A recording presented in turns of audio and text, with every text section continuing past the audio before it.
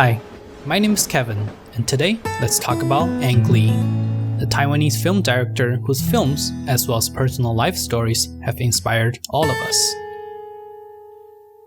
From uncomplicated stories of immigrants to some of the best moments in cinematic beauty, from classic British period drama to CGI-driven superheroes, and from the worst possible sex scenes It was awful. to the most provocative and explicit lovemaking, Ang Lee is one of the few Asian directors to find critical and commercial success in both sides of the Pacific. And the Oscar goes to Ang Lee for Brokeback Mountain. So why do we love him so much? Let's take a look. We're making a very special movie. Are you ready?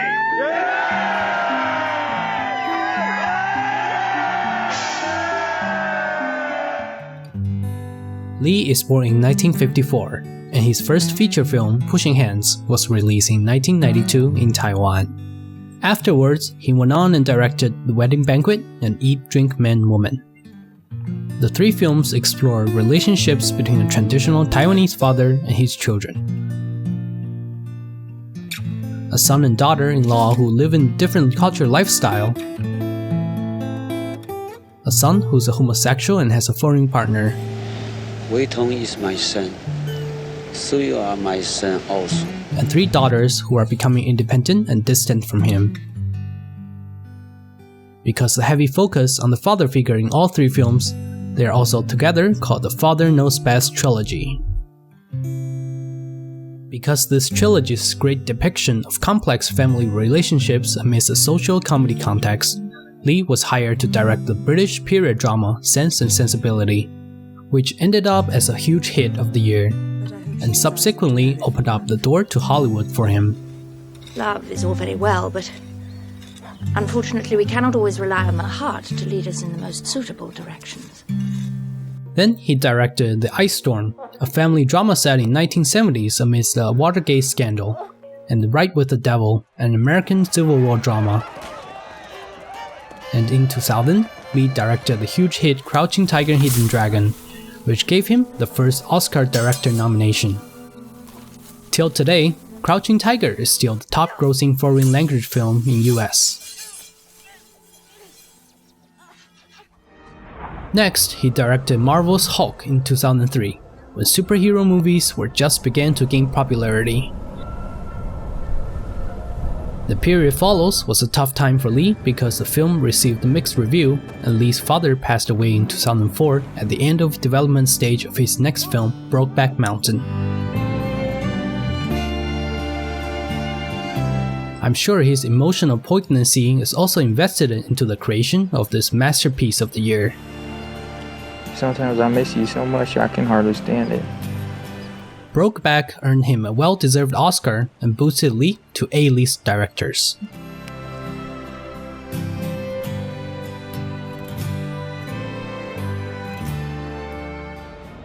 In 2007, he directed Lost Caution, an erotic espionage film set in China during World War II.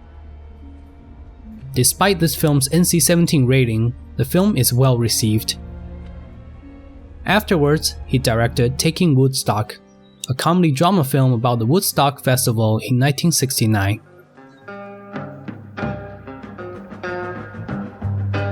This film was a box office bomb, but Ang Lee took the defeat and made Life of Pi 3 years later, and brought home his second Oscar for Best Director.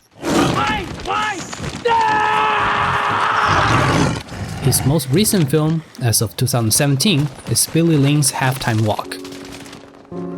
The war drama film received mixed review and was unfortunately also a box office bomb. Broadly speaking, we can categorize his films to the widely recognized ones and the less popular ones. While these films might not be as successful commercially as others, they all contain Lee's unique style, cinematic language, and common themes that, if you're willing to delve deeper and emotionally invest into the characters in the film, you will be rewarded at the end. So, let me share with you a couple things that in my opinion make a great Ang Lee's film. And maybe along the way, I could argue that some of these less popular ones actually do deserve another reappraisal.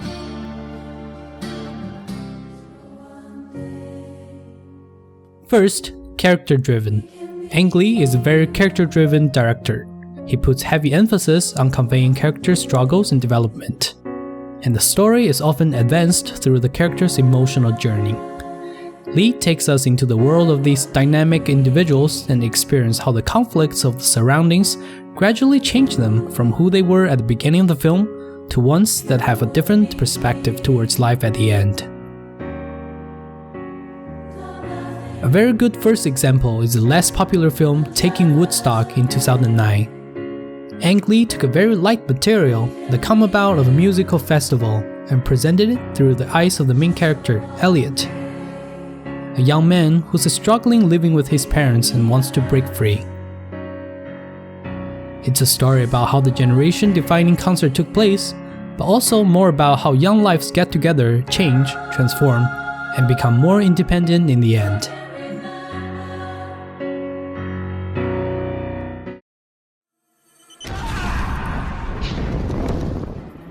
A second example is a controversial Hawk movie in 2003, which utilized comic book-like split-screen techniques that is still present in today's action movies.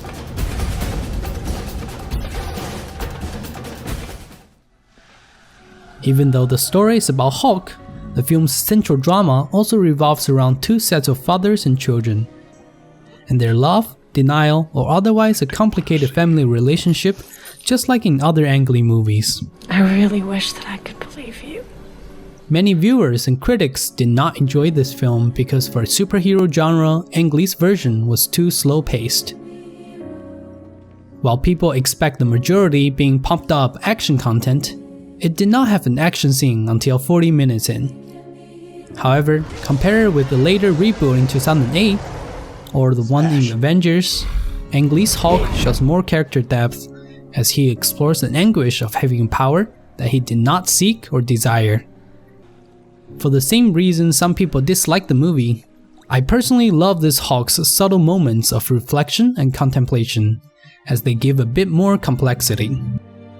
For a superhero movie, Ang Lee even challenges it to go further and be even more emotionally powerful when Hulk finds a house of his childhood, as the film delivers one of the most cruel way for us to say goodbye to our past memories.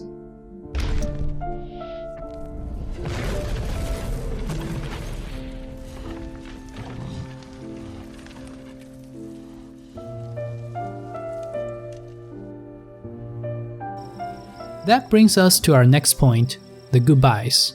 Jacob Brodell. First of all, one of the largest themes across all of Lee's films is family. He loves to show all sorts of dramas, lessons, generation gaps, or shifts of power on different dining tables when the families gather together. You sit down, you old son of a bitch! But what strikes me most is how he repeatedly exploits relationships within families and loved ones and presents us with the fact that we all have to say goodbye to them sometime in our life. From parents, friends, lovers, teachers, to our virginity, normality, the past, or even our own body parts. Damn, they took my pinky! Goodbye is a bitter moment we all have to go through, and there are so much of it in our lives that if we feel something every time we say goodbye, then we will never stop being depressed. So what do?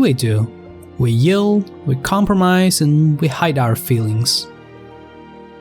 Sometimes these suppressed feelings are inevitably shown to the audience through character struggle.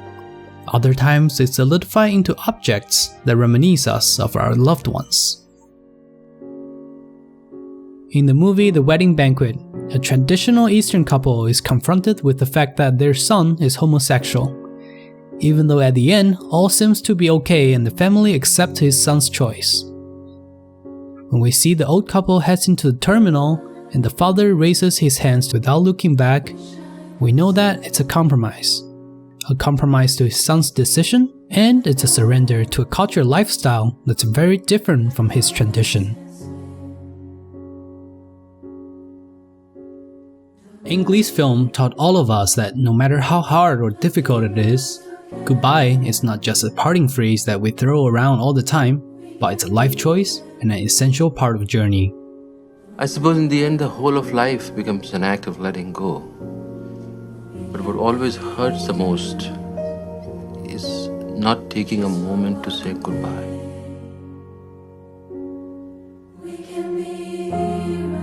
However, facing emotional situations though, not all of Ang Lee's characters are willing to act reserved. In fact, it is common for his films to present two individuals with very opposite personality when facing various sentiments. If I had more shallow feelings, I could perhaps conceal them as you do. On the one hand, you have characters that are more restrained, hesitant, and introspective, much like traditional Eastern culture. On the other hand, you have the more direct, extroverted, and outgoing individuals who relate closer to Western culture. We could have had a good life together. Fucking real good life. Had us a place of our own. But you didn't want it, Ennis. So what we got now is Brokeback Mountain. I suppose this is also an integral part of Ang Lee's style, since he's the one that really experienced and understands the fascinating difference between the two worlds. At the end of the movie Hulk, Bruce Banner's father, our villain, turned into the giant mushroom-like creature that has immense power, and eventually, the power became too much and he was destroyed at the height of his weakness.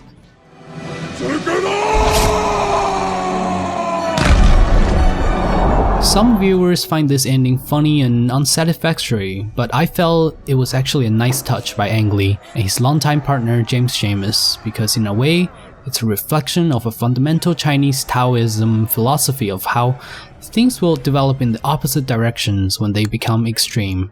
Sure, it might not be original to the Hulk comics, but I have to give Ang Lee a lot of respect as he always tries to combine the different perceptions together and make an effort to create something new and exciting in the world of cinema.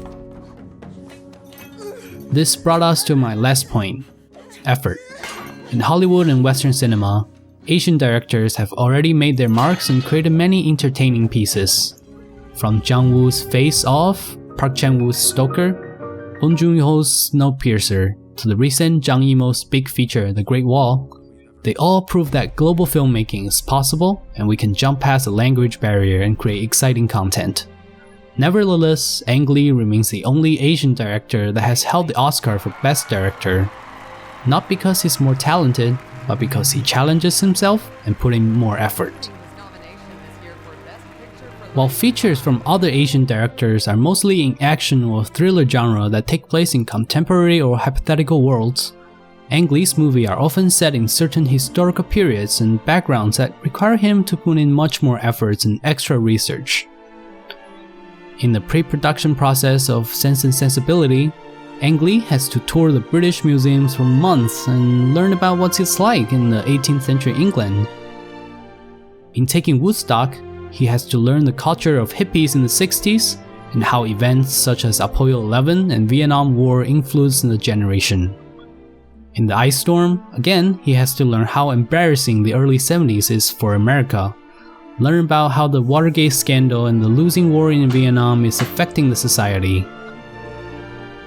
All these movies about American Civil War, superhero comics, cowboys in the Midwest, or India's tradition and values are not simple concepts, knowledge that any director can pick up easily, especially for someone who's from the outside.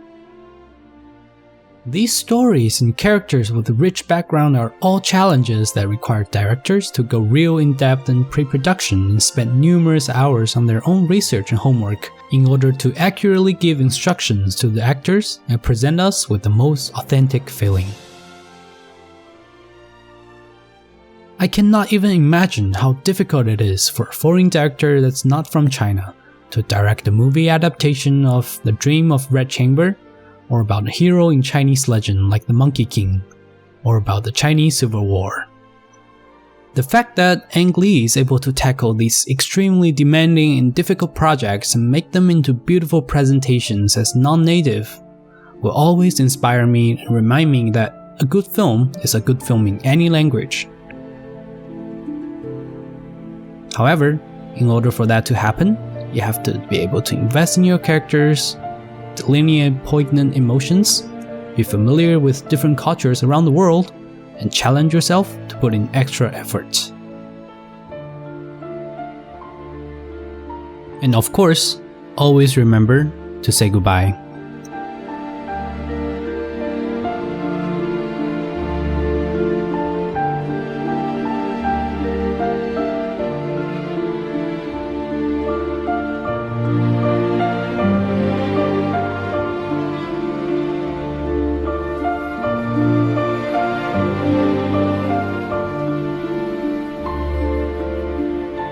Reinventing the martial arts movie with Crouching Tiger, could Ang Lee be persuaded to work his magic on the British equivalent, James Bond? From childhood, you mentioned about Bond movie. It is teasing, but I think it's a brand you don't want to mess with, probably. You could rejuvenate it again. Don't seduce me anymore. I might just want to do it.